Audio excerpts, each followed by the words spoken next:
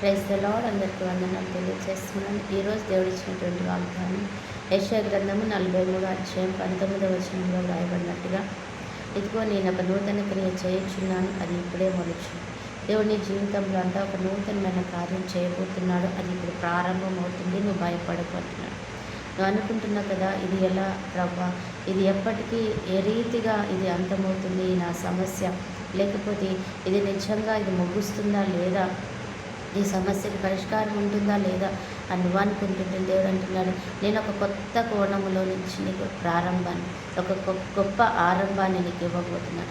ఇంతవరకు నువ్వు పడిన శ్రమ కాదు, ఇంతవరకు నువ్వు పొందిన వేద కాదు, ఇంతవరకు నువ్వు పొందినటువంటి అలచడి కాదు, అనారోగ్యం కాదు, ఇంతవరకు నువ్వు పొందినటువంటి మరి కుటుంబ సమస్యలు కావు, ఇంతవరకు నువ్వు పొందినటువంటి ఆర్థిక ఇబ్బందులు కావు.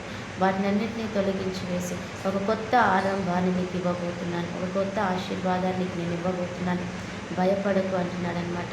ఇది ఇప్పుడే ప్రారంభిస్తున్నాను, అంచెలంచెలుగా అది అభివృద్ధి చెందిన జీవితంలో గొప్ప కార్యాన్ని చేయబోతుంది అంటున్నాడు. మరి దేవుడు మనకిస్తున్న ఈ గొప్ప కార్యాన్ని, గొప్ప మాటని, గొప్ప వాగ్దానాన్ని, ఆయన మనకి ఇస్తున్న ఈ ప్రవచనాన్ని మనం రిసీవ్ చేసుకుందాం. దేవుడు ఇచ్చిన ఈ మాట ద్వారా మనం ప్రార్థించుకొని మేలు పొందుకుందాం. దేవుడి కృప మనకి ఇచ్చునుగాక. ఆమేన్. ప్రార్థన. పరిశుద్ధుడైన దేవ, ప్రేమ కలిగిన తండ్రి ప్రభా, దేని విషయంలో మరి ఏకీభవించి అడుగుతున్నారు ప్రభా, అది అయా తండ్రి ప్రభా, అస్వస్థతన, అనారోగ్యమా తండ్రి ప్రవేశం, కుటుంబ సమస్యల, ఆరోగ్య సమస్యల, బిడ్డల సమస్యల ప్రవేశం, ఆర్థిక ఇబ్బందుల ప్రవేశ, అయా ఏ సమస్యను బట్టి ప్రభా అడుగుతున్నారు, వారికి కొత్త ఆరంభం, కొత్త జీవితం, కొత్త అయా తన నూతనమైన కార్యమును చేయబోతున్నానని అడుగుతున్నా తండ్రి. వందనాలు.